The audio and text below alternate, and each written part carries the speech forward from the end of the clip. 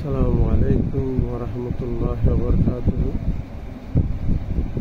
রাসূলুল্লাহ সাল্লাল্লাহু আলাইহি ওয়াসাল্লামের একটা গুরুত্বপূর্ণ হাদিস,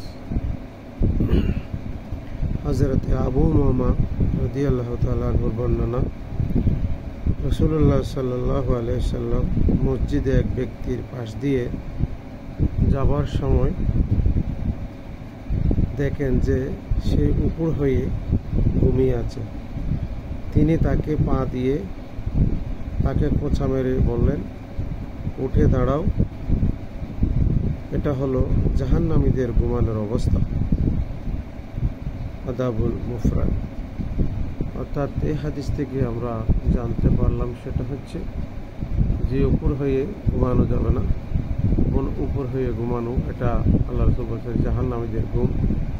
তো স্বাভাবিকভাবে একজন মুসলমান কীভাবে ঘুমাবে সেই বিষয়টা রাসূল সাল্লাল্লাহু আলাইহি ওয়াসাল্লাম বিভিন্ন হাদিসের মাধ্যমে আমাদেরকে শিখিয়ে দিয়েছেন এবং সম্মানিত আলেম ওলামারা এক বিষয় নিয়ে মাঝে মধ্যে আলোচনা করে। আমাদের সেই বিষয়গুলো লক্ষ্য করা দরকার। জীবনের প্রতিটি ক্ষেত্রে আমাদের রাসূল সাল্লাল্লাহু আলাইহি ওয়াসাল্লামের শিক্ষা রয়েছে, আমরা যাতে আল্লাহ রাসূলের এই শিক্ষাগুলো নিয়ে নিজের জীবনকে সুন্দর করতে পারি, এই বিষয়গুলো আমাদের সবসময় স্মরণে থাকা দরকার। আসসালামু আলাইকুম ওয়া রাহমাতুল্লাহি ওয়া বারাকাতুহু।